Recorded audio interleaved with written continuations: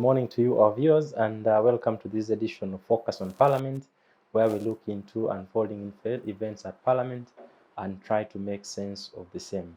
Chemonges Timothy is my name, and I welcome to today's session, where we are going to look into a number of things that Parliament considered, but specifically we are going to focus on two major things. The world commemorated the World AIDS Day, which is an annual event. And this is a very special day, and we look into this and try to look at, as a country, where we are and what are the interventions that need to be put in place to ensure that we achieve the desired goal. The minister presented a statement this week in Parliament, and a number of things came out of the same. The current number of HIV people with HIV is estimated to around to be 1.4 million currently, which is fairly a huge number. And the other item that seemed to come out very clearly in the statement is that we have close to 1,000 infections weekly, which is also quite huge. And close to 325 people die of HIV-related deaths weekly equally. And surprisingly, a huge percentage of that are young people between the ages of 15 and 24, which calls for more alertness, and probably there's need for more action. I know that as a country we've made progress ever since time immemorial, but I think there's still a lot that we need to put to ensure that we achieve the goal where we have a country which is free of HIV. Also, tomorrow, 3rd, we shall be commemorating the International Day for Persons with Disability. One of the areas that, as a country, we need to put more focus in there. The minister equally presented a statement on this, and in the statement, it highlights a statistics which the Uganda Bureau of Statistics put out, and 14% of the total population actually have disability, and that is what I think referred to as the prevalence rate in the country. And the total population of persons with disability goes up to 5,642,000. Quite a huge number, and that calls for more attention, calls for more interventions from government, and a lot of awareness, really, to ensure that we have an inclusive, a fair society where everyone feels to be part of it.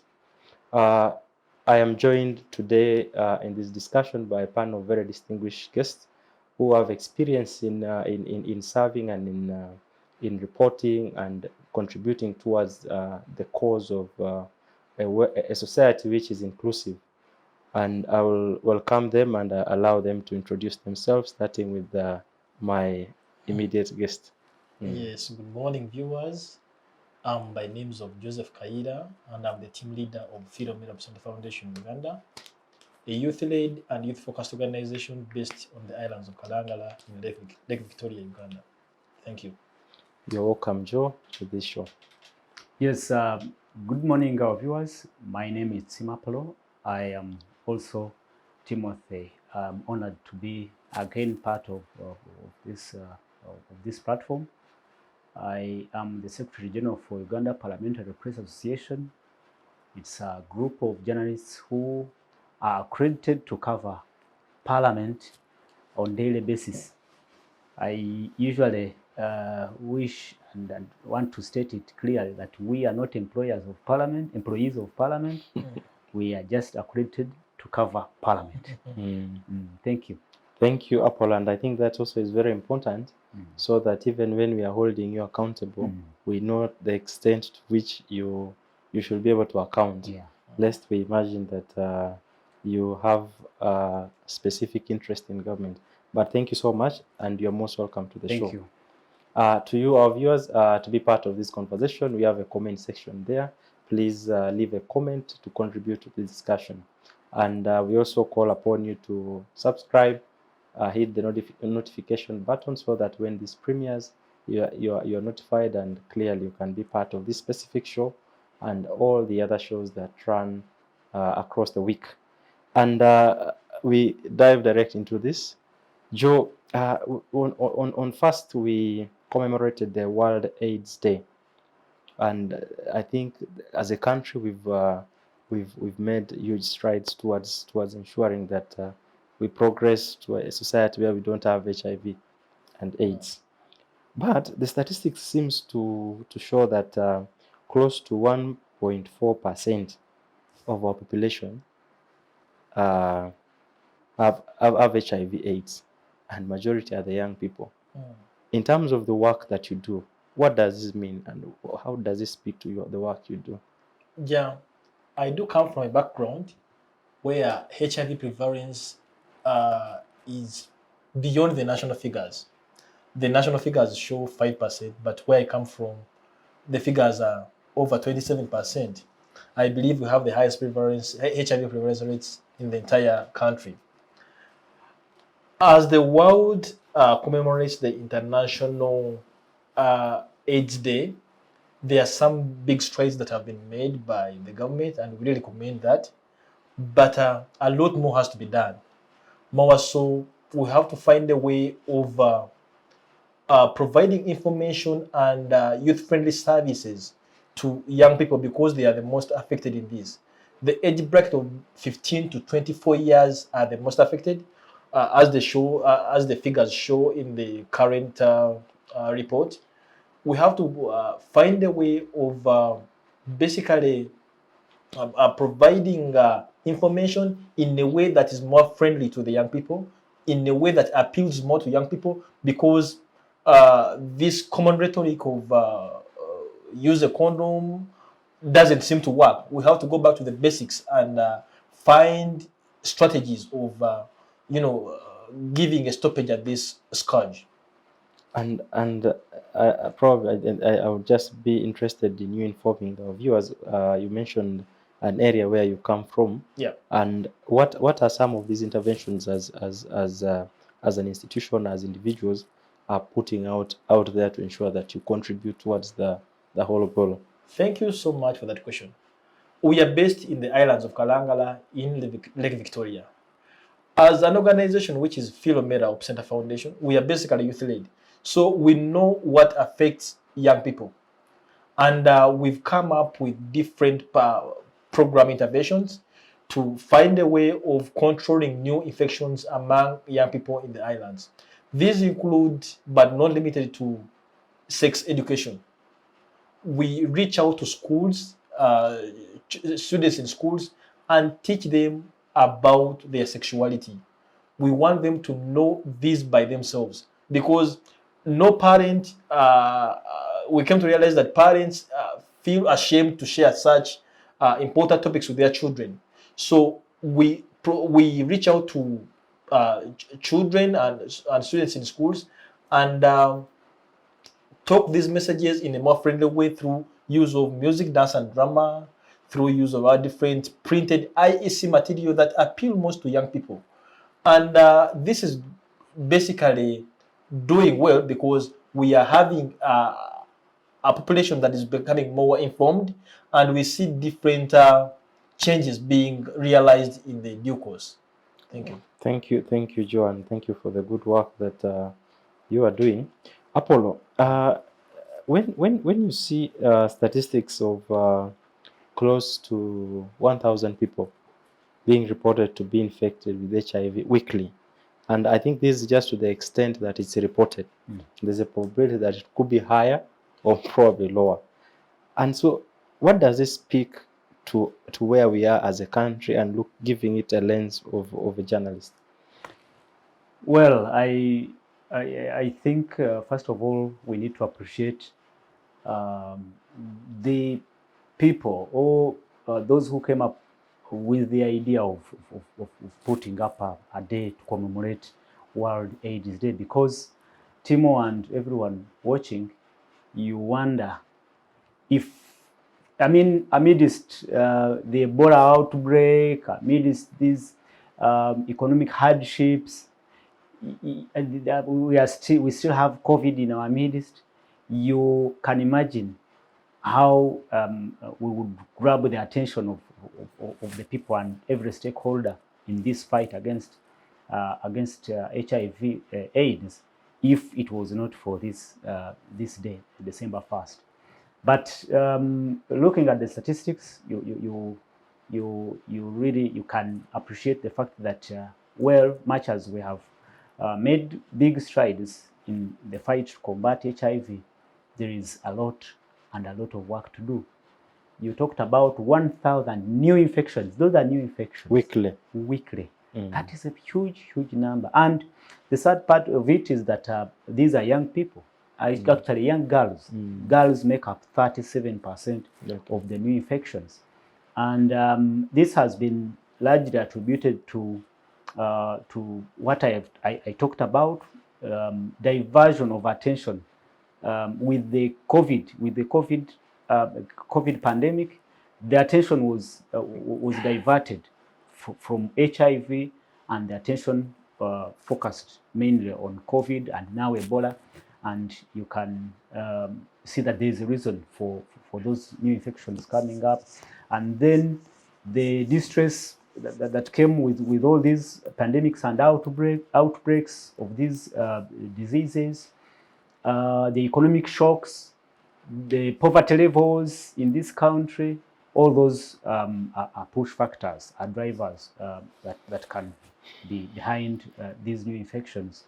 But I also think I want to agree with Joe that there are efforts. There are still efforts. Going on to fight the disease. Much as we may not see that vigor that we saw in the 80s, 90s, when every corner you would turn, you would find a poster on the wall, on TVs and everywhere, on radios. These messages have somehow reduced. But again, you can also appreciate that even the awareness in the population has moved to some level. At least now, when you talk about HIV/AIDS, a good number of people will understand. Majority of people will understand that yes, AIDS is with us, and possibly this is how you can prevent spreading HIV or contracting HIV. I think there is good work that has been done, and some effort, like he said, is still going on. I recently saw that they are now targeting young people. There are some young people who have been appointed. I think they are they ambassadors? Yeah. Yes, like MC Cards and those people who can reach out to these young people and push messages right to where they are, which I think is a good move, and we should all support the efforts that are doing working to combat the AIDS scourge. Thank you, Apollo. And you raised quite a number of things. Joe, stigma still remains to be one of the problems that people who have HIV and the surrounding face. It's the receptiveness from the community, and how, as an institution, as Philomera Foundation, what are you doing to ensure that the surge of stigma is addressed, and how can we as a country work towards this? It all goes back to ignorance, I should say.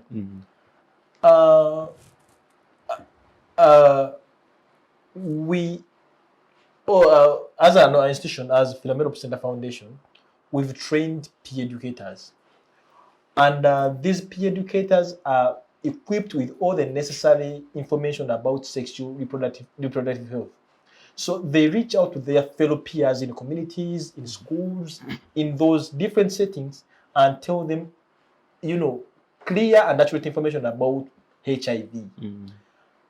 When we have a community that is very much informed, most of these issues of stigma will be dealt away with.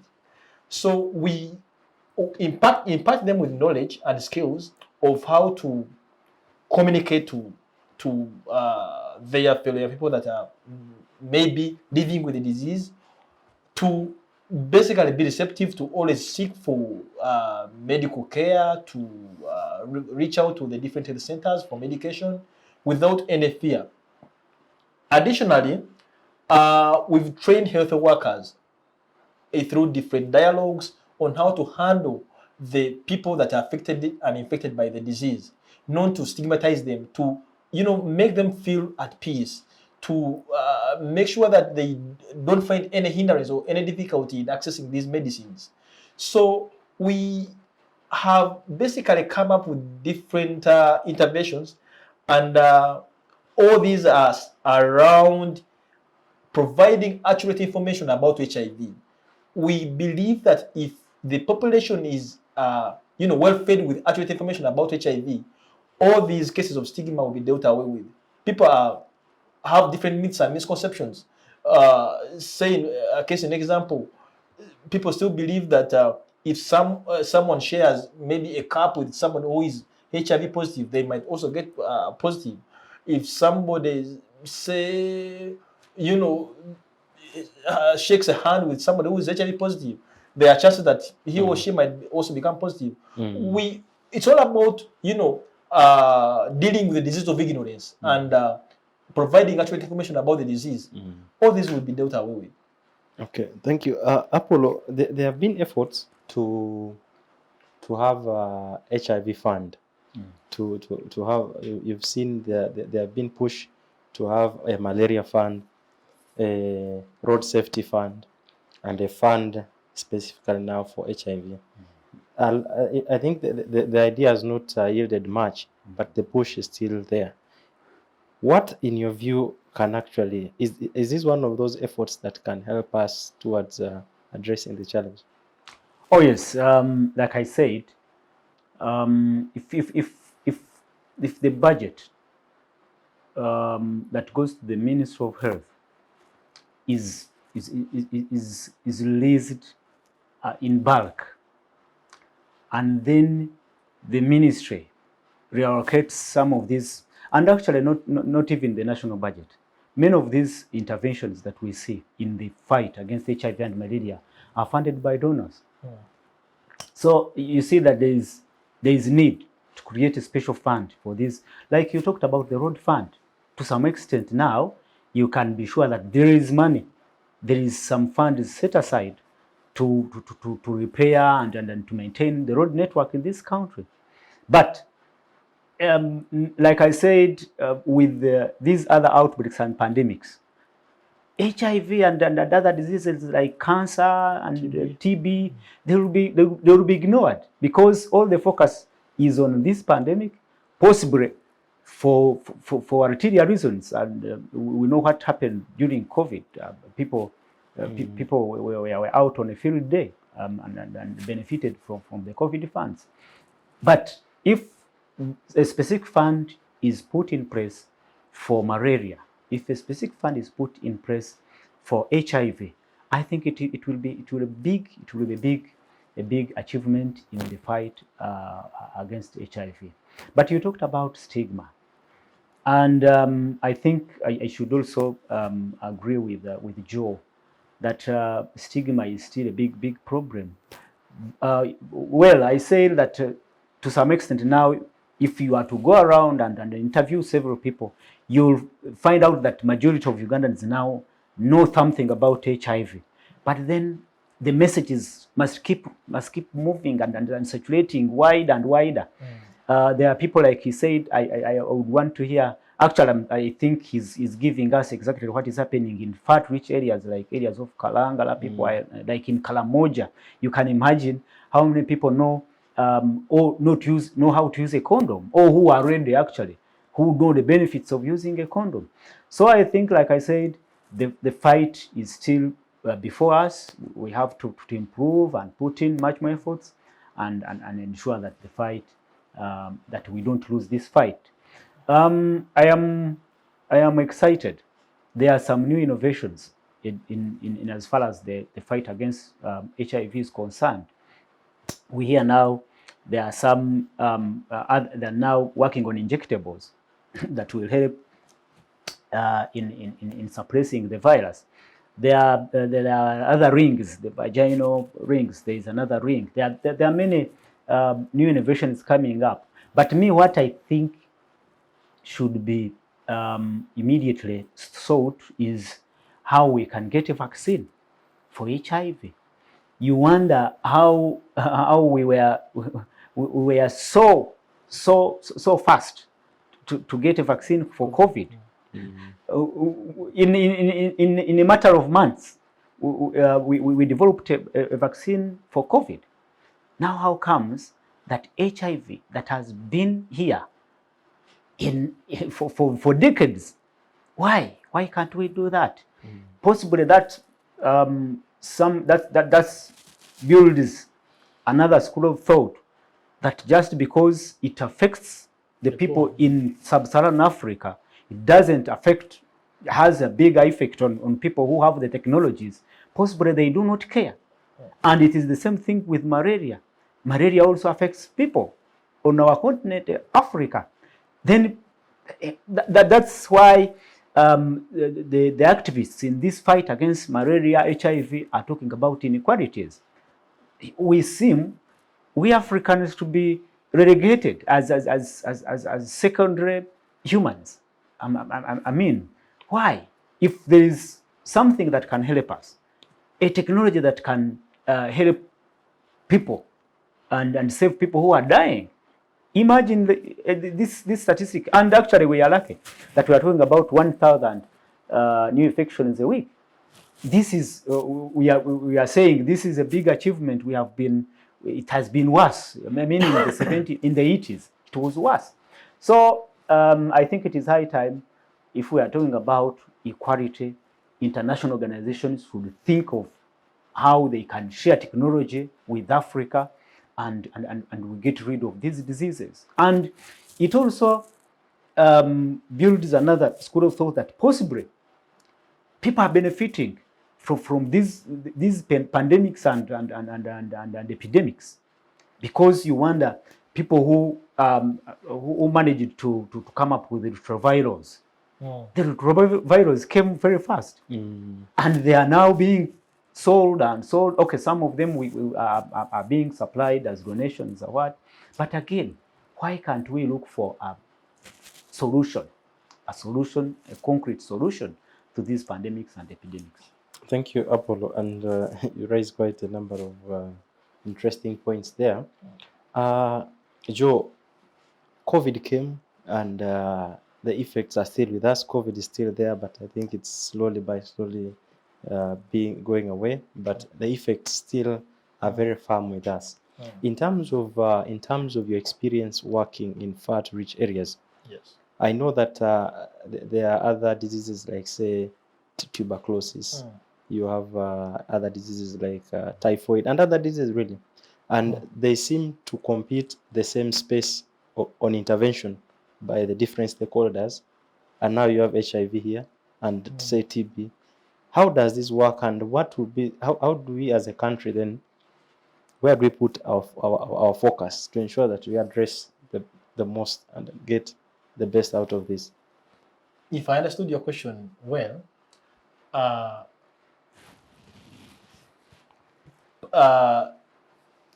first of all, we have to understand the fact that TB and HIV are sisters. They move together. They're more of twins. In the place where I come from, Kalangala, TB prevalence over 60%. And we are currently working on a TB project. Remember,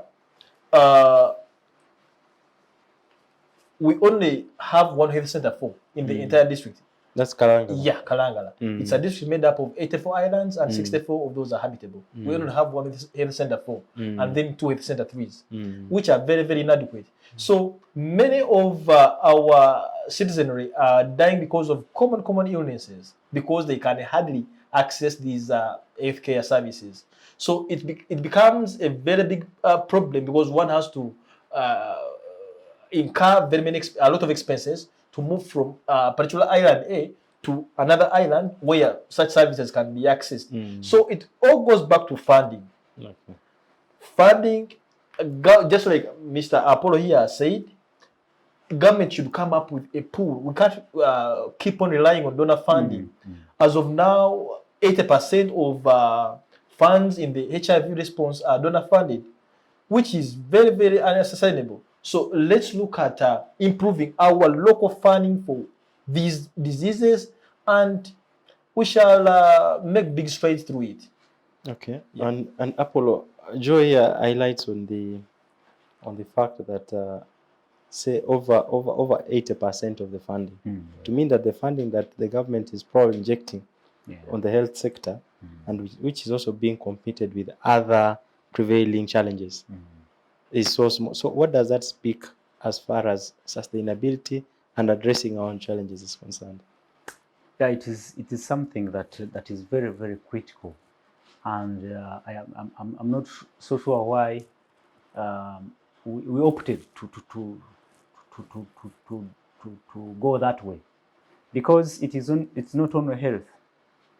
Even funding for education, funding for health is the biggest chunk of the budget is from donors, and these are social services that you possibly think government should focus on, and remember, if you do not fund a program directly, then it is not so easy to supervise it and monitor and evaluate.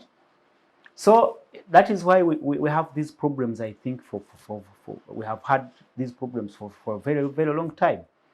Why would a government leave out these critical social services to be funded by foreigners? That is, it baffles me, and you wonder why what our leaders really how our leaders do look at their priorities. But well, that is what is there. We may not have the powers or authority to change it, but I think we should keep asking questions. Why and why? People are dying, like we are saying, and all that you can do is lament, because there is no, actually that is why the idea you talked about of an HIV/AIDS fund would make sense. Like we have a pool, like he said, Brother Joe said, we need a pool where we know that the funds will be there available in case we recognize and identify that possibly there is a prevalence, there is a spike in the infections. Then we have where we can run to, and then get facilitation for the efforts that will be pushing for to suppress the prevalence. Because if I'm to chip in, year in, year out, the budget for military is always. So why don't we prioritize and divert some of those funds to the healthcare system? Because we believe even when the budget for military is up there, the military won't keep on, protecting or defending unhealthy people, So let's first prioritize and ensure that the health system is very, very well catered for. Then the others will follow. I know that the Abuja, was it the Abuja The Declaration? It puts it at that at least each country should set aside 15% of its budget. And Uganda is a signatory. Yeah, and we are a signatory. We are yet to get there. So yeah, maybe just a question to Apollo. You've noticed that the development partners, and this is not just specifically for HIV, for other interventions, they seem now to adopt the approach of directly reaching out and funding their implementing partners, as opposed to the line ministry. Yeah. Yesterday, I was listening to the State Minister of Health, Margaret Muhanga, and she was allaying fears of some of the concerns which had been raised, that the development partners are taking over the country. She allayed the fears and said that we are working very closely with these development partners. We sit with them on the table and agree, and they are supporting on the things that they have agreed. What does it speak to you as far as the development partners support? No, it is simple. It is an issue about corruption. The development partners realize it, that every time they release funds through government, that is led ministries, it is swindled. And the difference between them and we here is that they cannot tolerate it. They either withdraw or find another option as to how they can channel those funds, because they want their monies, because this is taxpayers' money. It is taxpayers' money from the countries who that are really that are pooling these resources to help our people here. So for them, I think the difference is they care much more about what work is done on the tail end of the project than just giving out money.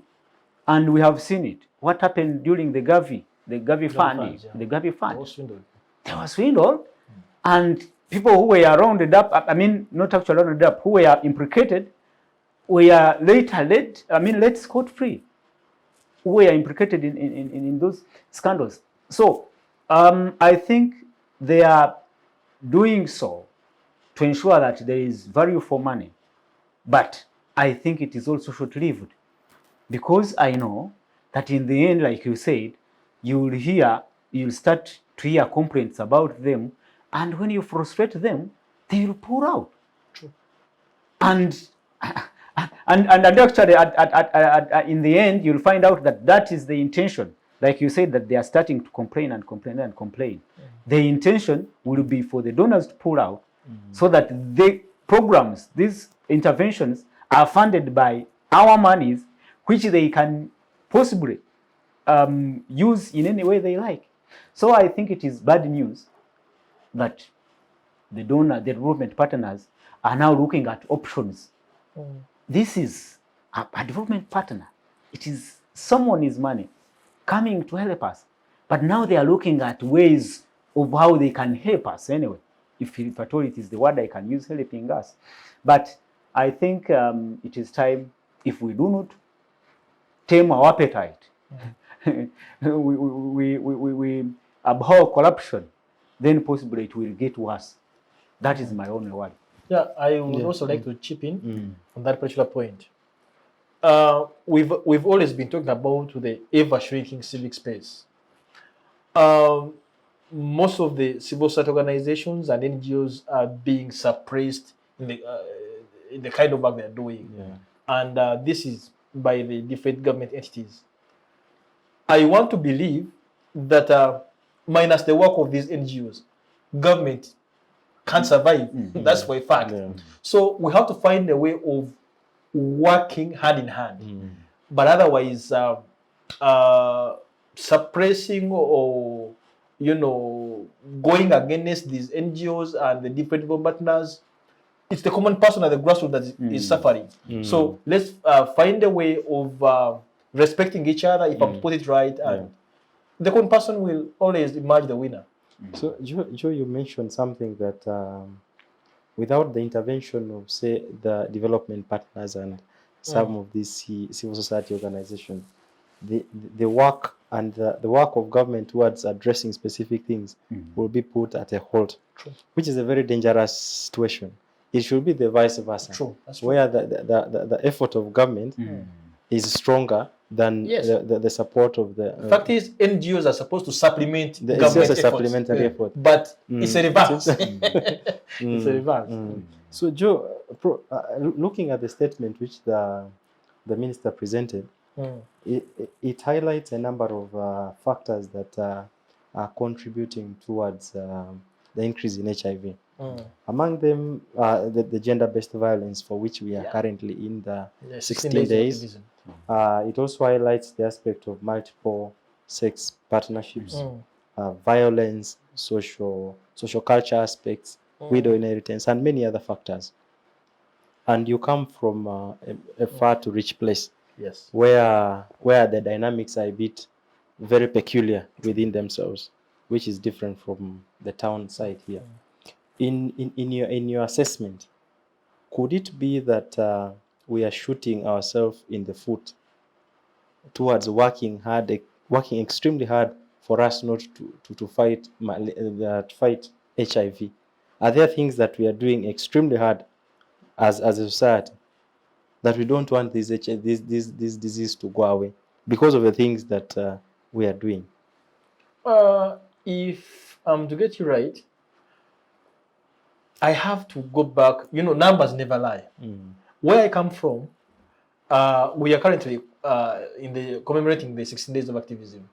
But according to the district performance reports, SGBV in the islands is at over 38%, majorly attributed to the high cases of drug abuse and alcoholism.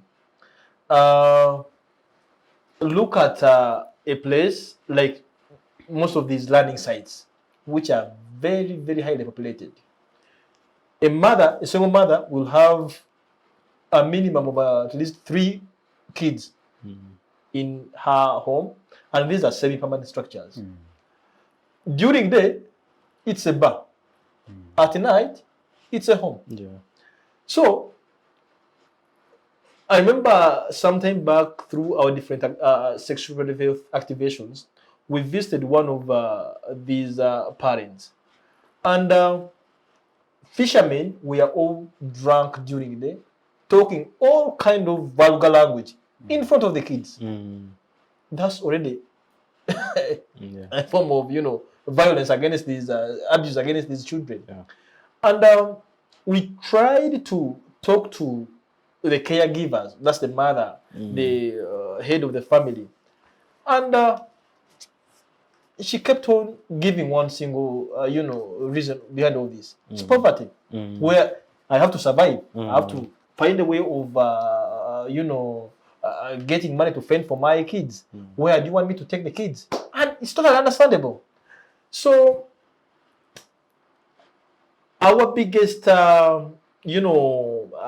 work and approach should be around closing the information gaps. We shouldn't get tired of imparting and adequately providing accurate information and knowledge about all these the HIV and its related sins. We shouldn't lose the focus. Let's continue addressing these issues as they are, talking to the relevant the concerned stakeholders and involving all the different working together with different stakeholders, say local government authorities, local council authorities, and the different likely minded organizations at the grassroots, to ensure that the right and accurate knowledge and information is given out to our target community. Okay. So probably just maybe you may need to highlight how did COVID and its effects currently affected your interventions? That's a good one. During the COVID lockdown, all children were kept home. And as a result, incidentally, we came to realize that home is not a safe place for our children. We got cases of incest, teenage pregnancies were all in the rise. Remember, children are at their homesteads, but they are getting unwanted pregnancies. So who are the people impregnating these kids? They are the relatives and family members around. So the ripple effects of COVID are still with us, and truthfully, HIV prevalence is on the rise. There are very many new infections because of COVID. There are very many teenage pregnancies because of COVID, and there are very many bad vices that arose out of COVID. We basically have to go back to the drawing board and look at scrutinize most of these issues. Parents are not empowered enough to address these challenges, because when children are at school, all these bad vices are not without children. But when the more time children spent with their parents, these bad acts arose and came to play. So we have to design effective ways of dealing with all these pandemics and lockdowns to ensure that children are not abused and home is a safe place for our children. Okay. Thank you. Thank you. Apollo, maybe you need to. Yes, I wanted to add on what he said. Well, the drive factors are very many, like you said, behind this prevalence of HIV infections. But I and they are interlinked. Yeah. All of them are interlinked. But I think he pointed out the factor of poverty. Poverty plays a big role, I think, not only in HIV but in many other diseases. You can imagine if a family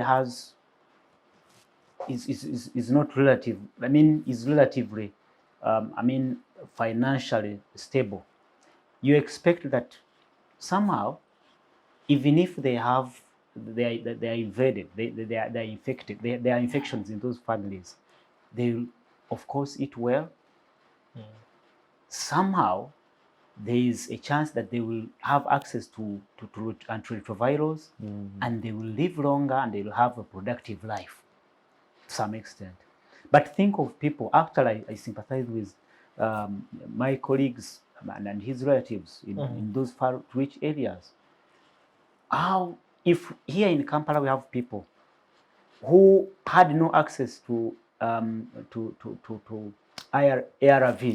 during the COVID pandemic, what happened during that time when we had the lockdown, the whole country under lockdown?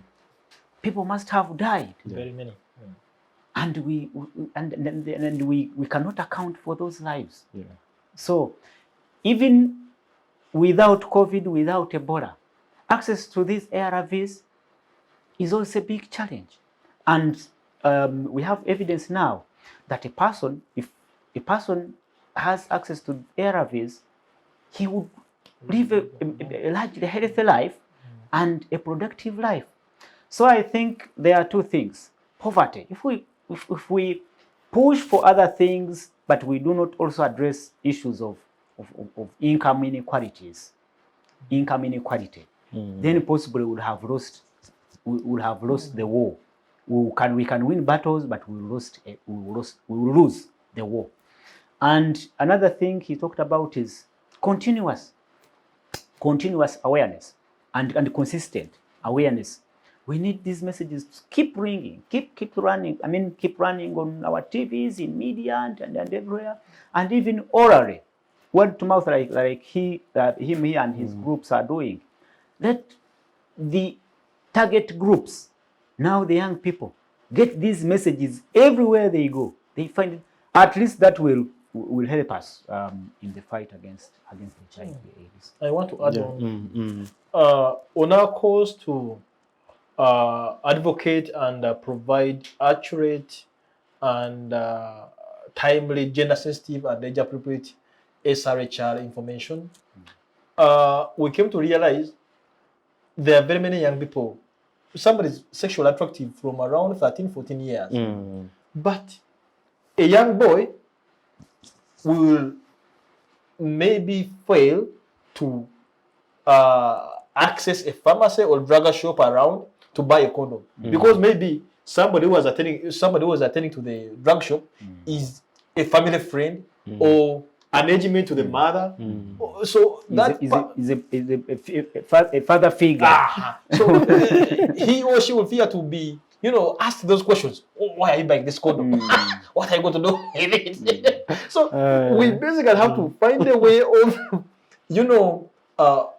providing these youth-friendly services because we can't deny the fact that young people are sexually active and they are doing these things.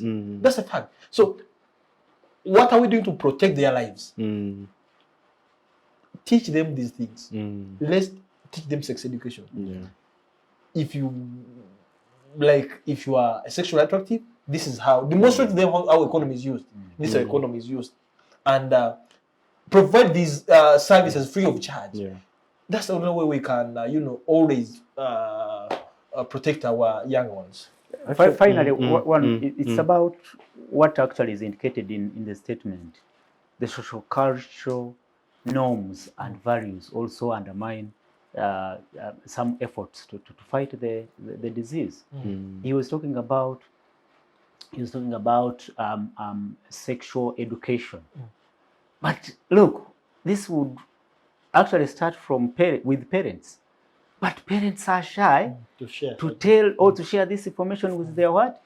Actually, now they prefer taking their kids to school or to a counselor to tell them these things. Well, things to do with culture and are very, very hard to crack. They are really hard to crack. But I think we should push in that direction and ensure that parents can speak to their kids at an early age.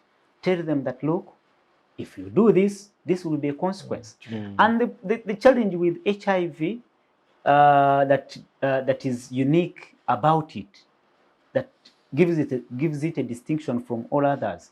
You get it once, and you live with it forever. That is a big challenge. If it was, it's only a few, few minutes of minutes happiness, and you live with it forever, that can change your life forever. Yes. So if it was malaria, you would think that possibly I would catch malaria, and then I would treat it, and I will do what.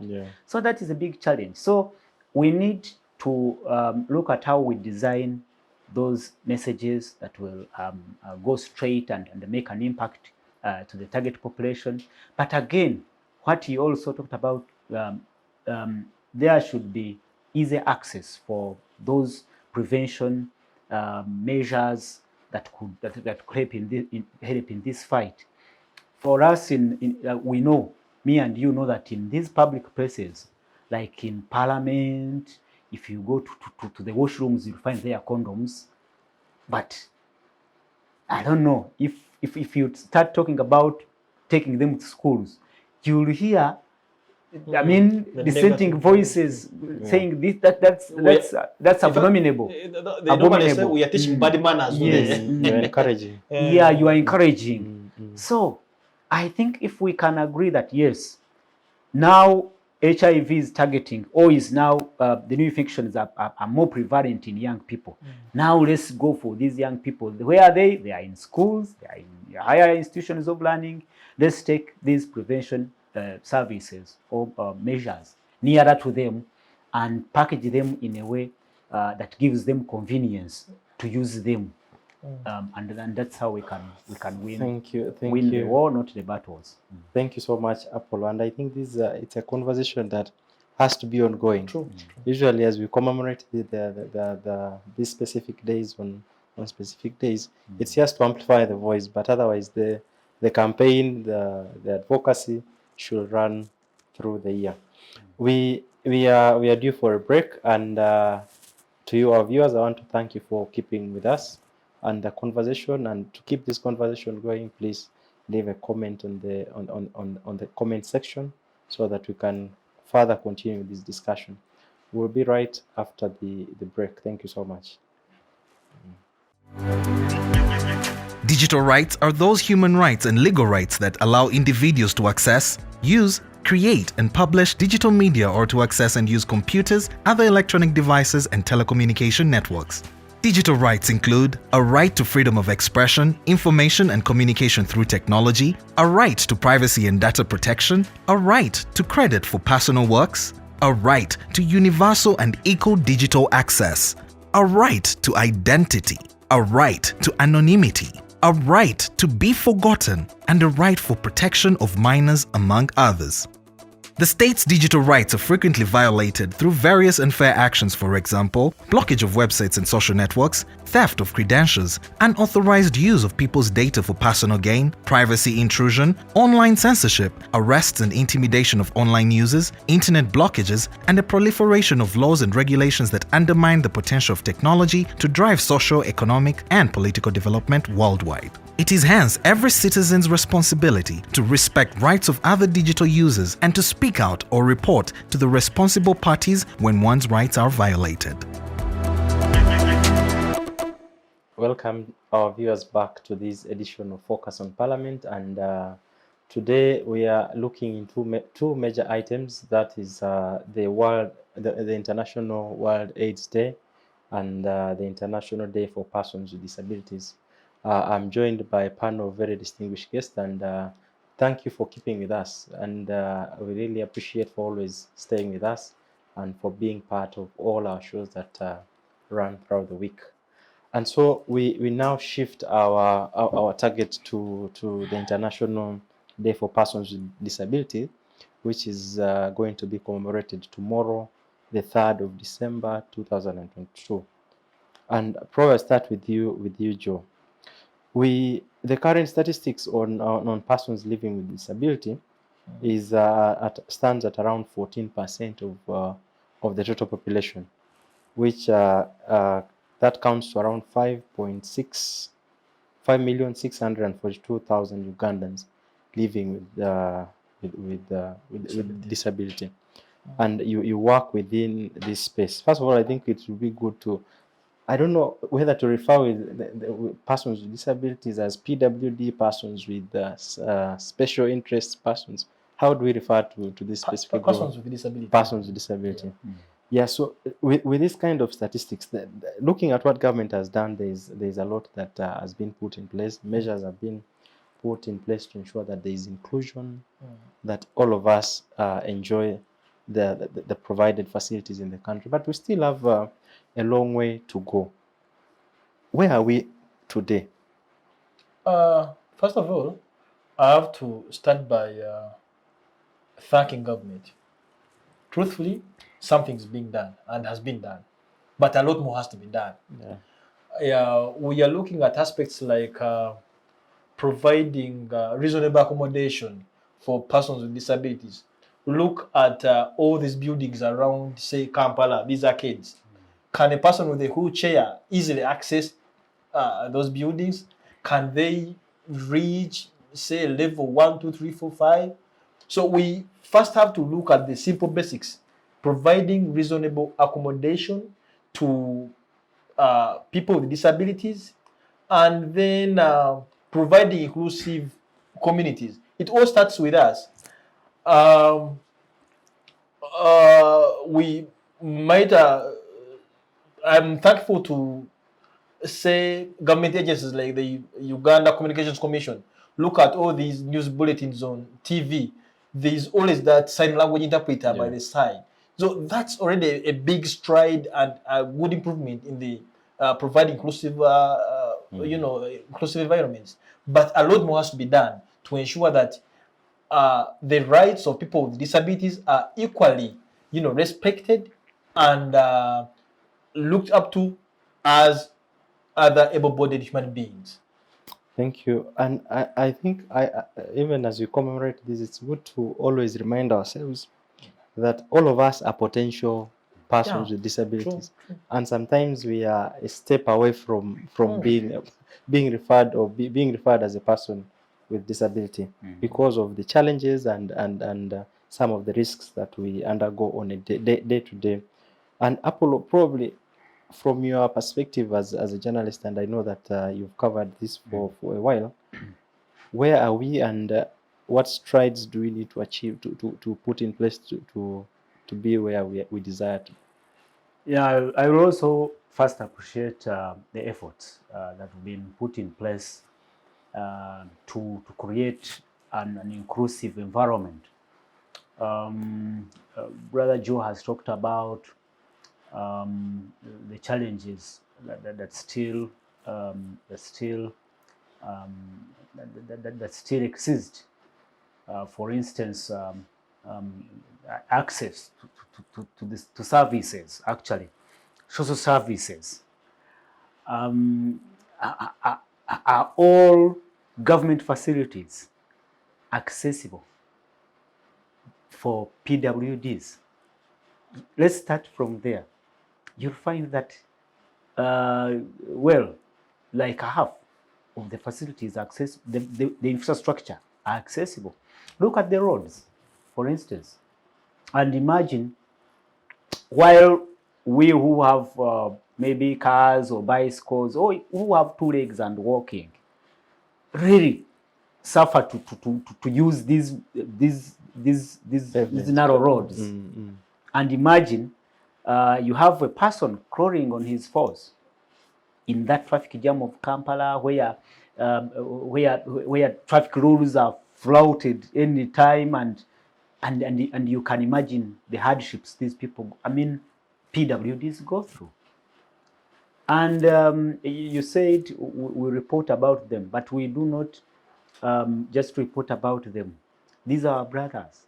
These are our sisters. They are potential. Yes. And like you said, even we who are who can say we are able. But again, like you said, it is a step away. You may lose a leg, you may lose an arm, you may lose an eye or sight. But we cannot, we have to appreciate the fact that at least now you see even during examinations, UNED examinations, they are given, some of those who are not are visually impaired are given Braille, is it Braille? Braille. Yes, Braille. Braille, Yes. yes. And they are actually given more time. People with disabilities are given, those children with disabilities they are given more time. Learners are given more time. So I think we are moving, but there is a lot and a lot more to do.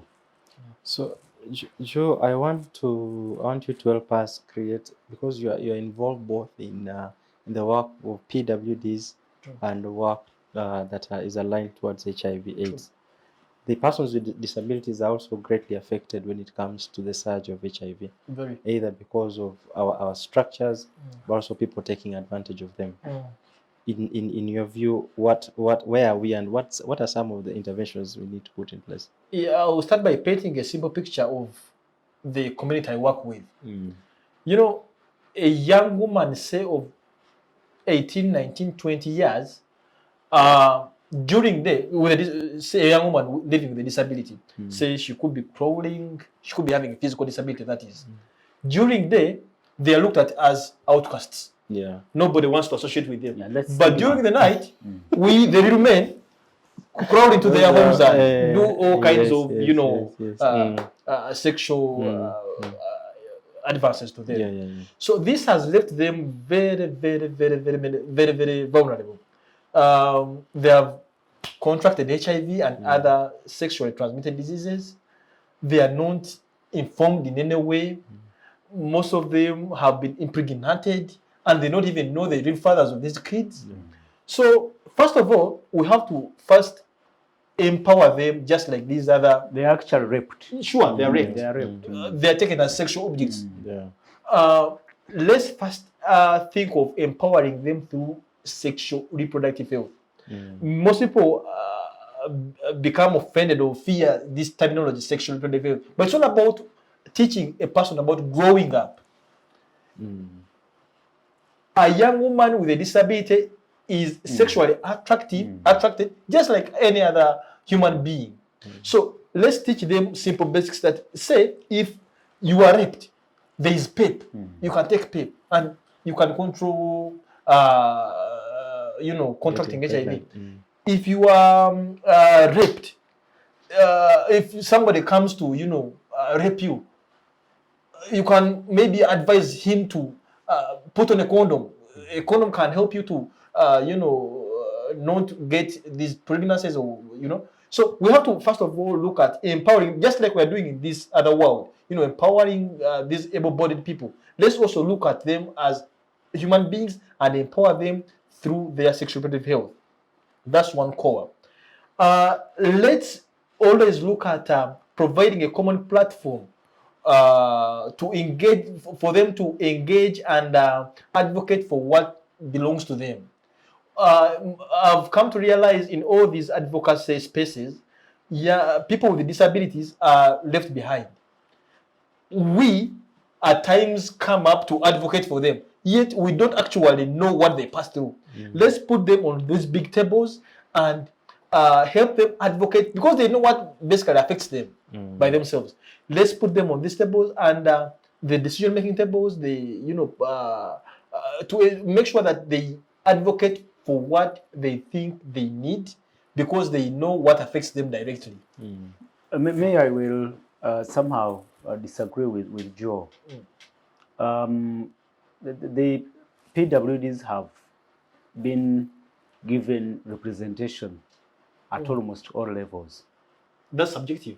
Okay, but even in political spaces, they have members of parliament. True. On every council, at every level, administrative level, there should be a PWD. True. So even now, if you are to advocate for funding, like you people are in, you have to to show that at least your organization is inclusive of people of different groups. So I think maybe we should be asking their representatives what they are doing. That was my point. What they Yes, are doing. you have a member of parliament in the entire parliament of 500. How many? Yes, 500. We have 529 MPs. we have an MP for PWDs. But what is she adding on the table? Is she really representing or just present? Somebody can be present but not representing. Okay. So what's the input? Yeah. Yes. But what is important, Timo and Joe, is what you talked about, that everyone is a potential PWD. Once we understand that and appreciate it, that even if today I have 2 legs, 2 arms, 2 eyes, 2 ears, and that, I am a step away from becoming also a PWD. Then that is when you can start planning.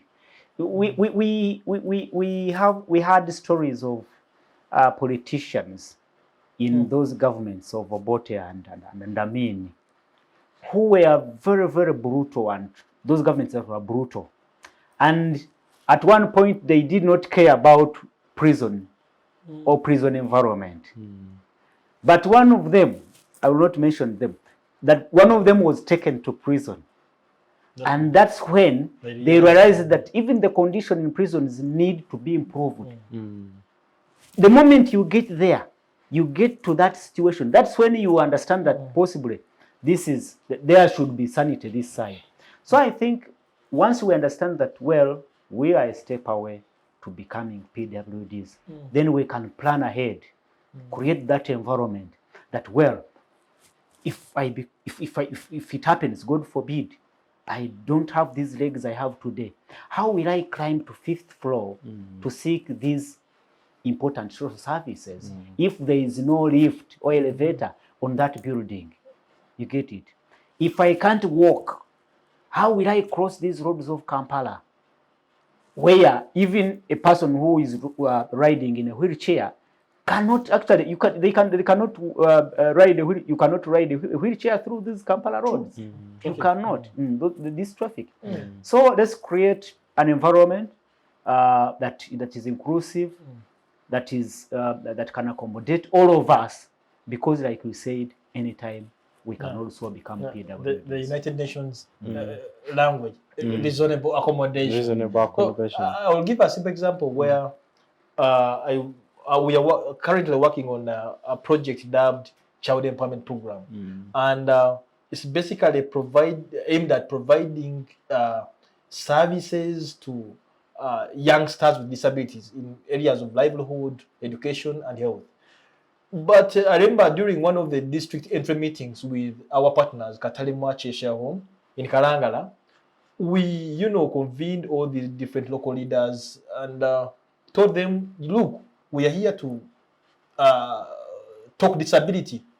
To them, they were frank to us that they are not sure whether they have people with disabilities in Kalangala. I told them, look, it's after one activity that we carried out. We had an assessment clinic for PWDs, and in just a single day, we supported 153 youngsters with disabilities. And this caused that very big alarm. Like, oh, did you just bring this from elsewhere? Yeah, all these are residents. These are residents from Kalangala. So a lot of awareness raising also has to be done, just like in the HIV field. Most people are not aware about these cases. Look at cases, many parents, I have cases where I've seen parents lock their children with spina bifida, with living with albinism, they're taken as outcasts, they are locked up in houses, and the public doesn't know about these cases. So a lot of awareness raising has to be done, more so from us, the activists and civil society, to ensure that inclusiveness is there too. The most important issue, I think, you people who are in this advocacy, you should be talking about, I think part of your information as you do, you take on these awareness campaigns, is to tell everyone is tell everyone that people with disabilities are also able in their they can do. Disability Actually, is disability is not inability. In fact, the best I think that is there's the this thing. common language you normally use. A person is not disabled, but is differently abled. Yes, able. yes, exactly. Yeah. I like there was a program running on a TV station in Kenya. I liked that program. It ran on that theme he talked about, disabled but Is it the Differently program on abled. yes, KBC? differently able. Yes, I used it to like it. Mm. That was the message. The message was that even this person you look at as disabled, Yeah. he has or she has he or she is able in his own way. We have seen it. We have seen people who actually drive big cars, who have been successful in business, been successful in academics, but they don't have legs or because of polio or any other thing. Yeah. So if we talk about inclusiveness, that is what it means. We need to get them on board because they also contribute to the development of the country. I've talked to them. I've hosted them on my show very many times. I give them space. Yeah. Very much. And they talk about one thing, stigma. That where they live, where they stay, where they work, they are looked at as Outcasts. as people Not who are not complete, who cannot do some things, when actually they know that, and like we said, they can do it. So we had in families where they would have that disabled, I don't know if it is the right word, a kid with disabilities. Yes, exactly, with disabilities, and they leave them at home and let others go to do what? To attend school. You get it? Just because of maybe he or she was affected by polio virus. So everyone should be given a chance. That's how the world can be fair. Okay. And again, like we in our profession, even we, he talked about, I may not want to use that word, ignorance. Even we, the journalists in the media industry, I was lucky to attend trainings in reporting, disability reporting. We still also create, an environment for stigma. Against these people with disabilities. Yeah. In our place in Ankole, Echirema, we call it Echirema, Chimuga. It hurts them very, very bad. They want to be. It demeans them, and it really hurts them. How we address them, how we welcome them, we embrace them, how we relate with them. It affects them directly, and until we change our attitude towards them and understand they are part of us, they are our sisters, they are our kids, they are our mothers, that is when we'll attain that world of inclusivity. Actually, even as Joe comes to comment on what you're saying, I know that it is we, the society, it is the environment that further disables. Yeah, true. But otherwise, if we provided our colleagues who are able differently the environment that can allow them to execute their work well, then we will not be having this nation on.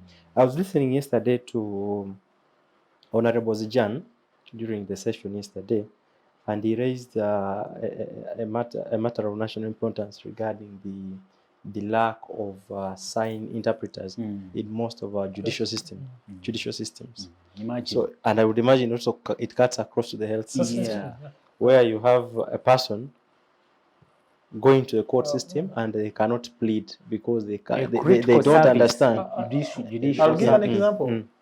Say somebody can't talk, somebody can't hear, and then he or she is ill. She has gone to a particular health center.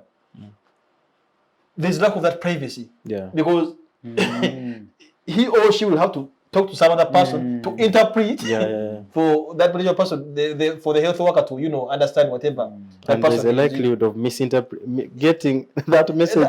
That's one. But again, there's lack of privacy, which is very key. Which is very key. You know, we all have different illnesses. Somebody wants to have that privacy with to express themselves. So it's on that matter, I think there is a remedy. Only that we also, like we said, we don't identify priorities. People with hearing impairment, there are devices that can enhance their sense of hearing. And some NGOs actually were giving them out for free. Like we are saying, what are these representatives of PWDs doing to lobby for those simple devices? Because they are cheap, they are not very expensive. From what I checked out and I know, those, why can't we get them? Like he's saying, a matter of privacy is very critical. Is a critical matter. Why can't we get them those devices and save them the embarrassment and all that? So like you said, or like we said, there's a lot to do on the issue of stigma. There's a lot to do on the issue of access to critical social services, education, health. Let's help them, not help them. Let's support them. That is the right word. Let's support them so that when that time comes, when we also find ourselves in the same boat, we are also able to. Yeah, we are running an advocacy program called Make Way, and its intention at advocating for sexual reproductive health and rights for minoritized youth. And in this bracket, we are looking at persons with disabilities.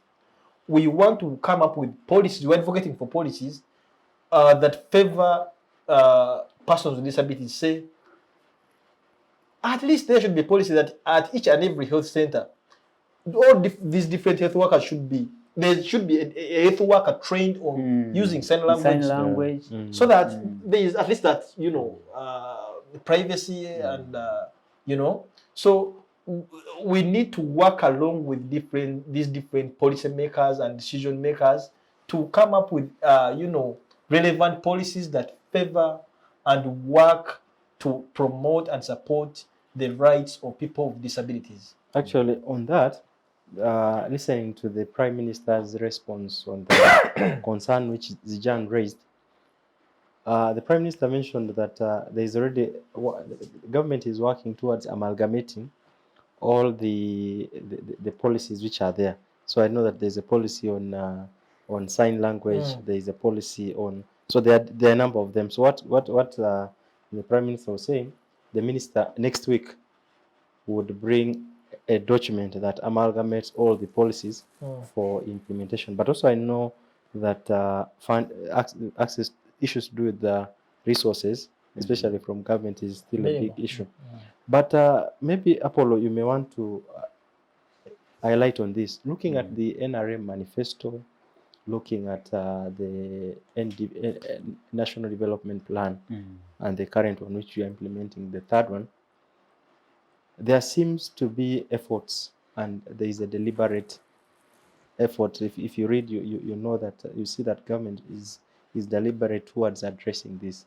And while on ground, there are the efforts. For example, if you look at the current PDM, that's the parish development model. The 10% of the said resources have been set aside for the PWDs. I know the money, there are still issues as far as corruption and all that. But don't you think these efforts? Why are we not getting the best out of all these interventions?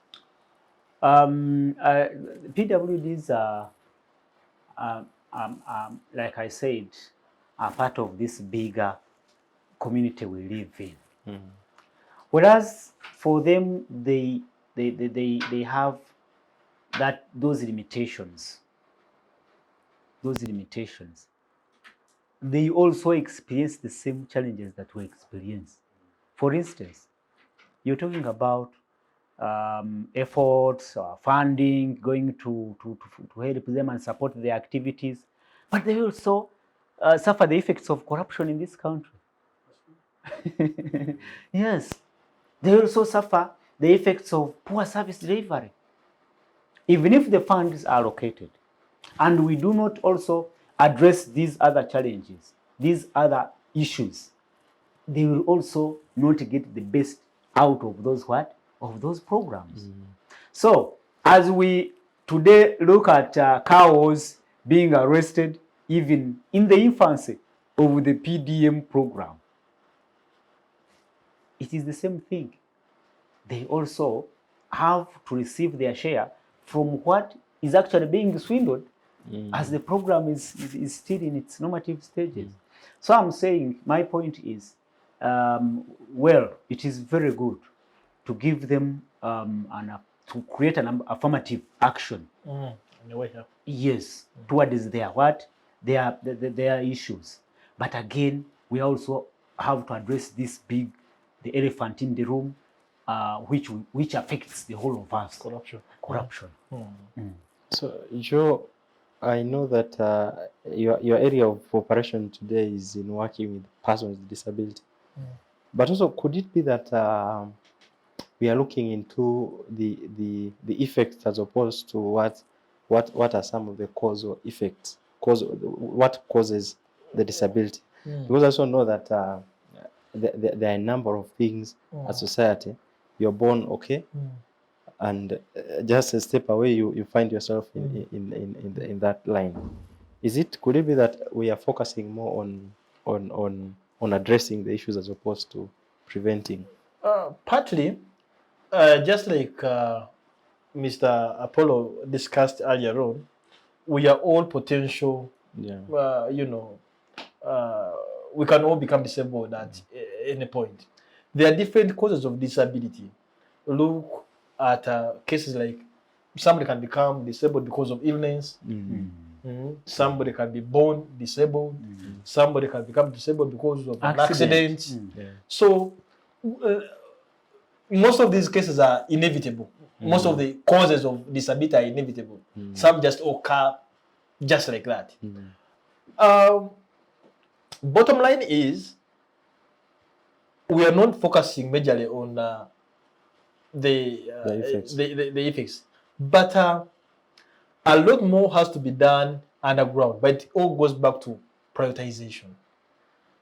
As an entity, most disability focused organizations look at being donor funded, and they only work with the current trends or terms and conditions of the donor. You get? So there's lack of that originality. My focus is on this and this and this and this. Somebody will work to appease the donor who has given him or her money. The beggar has no choice. Yeah, the beggar has no choice. Very well said. So let's look at first of all these different communities where we come from. Let's do background check. Let's look at what are the real problems affecting our community before we go out to look for this funding. He reminds me of other. I talked about corruption, but we have other challenges like sectarianism. Imagine if you can be a victim of sectarianism when seeking employment, for instance. Now, what about this person who possibly has a physical disability and he or she is in a wheelchair? You get it? If you are all asked to present your papers, and now they are looking at you through those sectarian lenses, and then there comes in another one who is riding in a wheelbarrow. You see that they suffer much more than possibly we do. What you meant wheelchair? Wheelchair. Yeah, Okay. yes, physically disabled, those who ride in either in wheelchair or who maybe who are crawling on their fours. So you see that we need to address also these bigger challenges, and then as well as addressing these other issues. Thank you, Apollo. And even as we come to an end of this show, I know our national theme for this year's celebration is leadership and mindset change, a tool for inclusive development. I would welcome you to just give your probably concluding remarks, and what are some of those things that you would want to see put in place for us to achieve our overall goal of inclusive society. Mine would be very, very simple. There are basically two issues. First of all, I implore all these policy makers and the parliament, all these leaders of ours, to first of all put in place favorable policies that work for all of us. There's no way we can deal away with the over 5 million people that are living with disabilities. There's no way, totally no way. Let's put in place policies that favor all of us.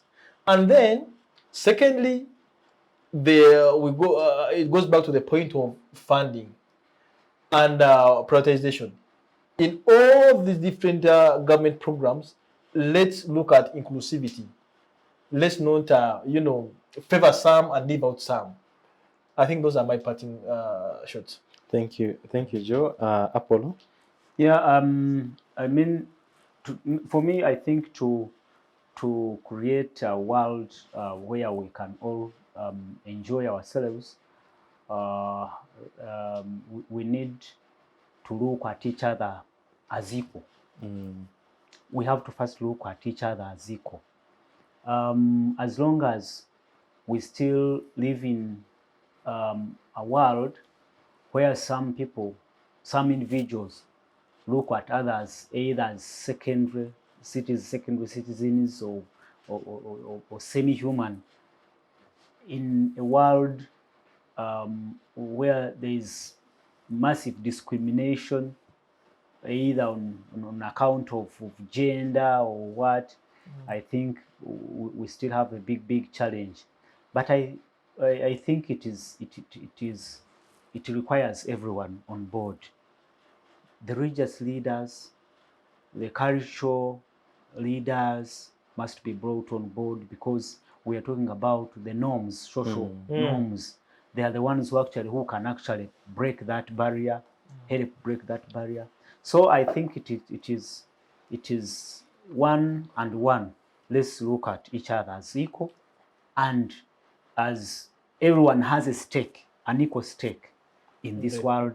That's when we will achieve that world of inclusivity and inclusiveness. Thank you, Apollo, and thank you, Joe. In the legal world, and sometimes when I'm listening to the judges, I'm tempted to say that I entirely agree with you, and I have nothing to That's good. to add. But probably just to emphasize, especially on the tomorrow we are going to commemorate the International World Day on Persons with Disability. I think it's fair for us to appreciate that all of us are potential candidates of this specific journey. And so even then, as opposed to reaching there, that's when you realize what the other people feel, the aspects with stigma. And even today we've looked at the HIV and the prevalence in the country, and there seems to be a cutting cross aspect of stigma, that all this group of people, they seem to face the stigma from the society and a very different treatment as far as their general well-being is concerned. Actually, we need to double our efforts, because now the last time we were talking about border accidents, a big statistic, shocking statistics about border accidents. These are the people who end up either losing legs and joining that. Yes, We are talking about prevalence of of non-communicable diseases. Mm. People who get suffer from diabetes and what, they are the ones who Hypertension. become Yeah, blind blind. Yeah, in Glucose, yeah. age. Yeah. Yeah. Those are disabilities Yeah, we are yeah. talking about. So we need to double our efforts if we actually to curtail Yeah. that high prevalence, that big number of people who are actually joining the disability society and community. Actually, Apollo, you are very right. Looking at the police report and all these reports, Dr. Ayume presented a report last week on the casualties that we face on our roads. The transition rate from you where you are to probably being a person with disability is extremely high. Others even transition directly to death. True. You don't have the chance of. So there is need for us to double our efforts and ensure that we create a society where we are all inclusive, provide facilities, provide an environment where all of us are equal, but also aware that there is life to be lived by each of us, and we are the same. I sincerely want to thank my panel here for being part of the discussion and for sharing their experience and their thoughts on the topics that we've discussed. It's a pleasure. Joe, thank you so much, and welcome. you're welcome back to this show as and when you're available. Thank you so much. Send our regards to Philomena Foundation Kalangala. I in will. Kalangala and the people of Kalangala. Thank you so much Thank you, for the thank you. invitation. Apollo, thank you so much for always accepting to be part of the discussion and for sincerely sharing your experience and your thoughts to our viewers. It's an honor, and I'll be happy anytime to come Thank back. you, thank you, thank you. Apollo, send our regards to the Uganda Parliamentary Press Association, and they are doing a good job in serving the nation as a fourth estate. Thank you. And to you, our viewers, we thank you so much for always keeping with us and for leaving your comment in this discussion. It's important that we continue with this conversation, because the day we keep quiet, that's the day alternatives of talks will arise. We have come to an end of this discussion, and please, to be part of the discussion, please leave a comment. There's a comment section there. Let's have the conversation going. To our new viewers, you're most welcome. Please subscribe. There's a notification bell there that you can tap on, so that when this premieres, you're notified for this and many other shows that run across the week. And lastly, we are in the week of the 16 days on activism against gender-based violence. It's just key to ensure that all of us should work extremely hard to ensure that we have a society where violence and gender-based violence is not there. I want to thank you and see you next week, same time, same place. Goodbye.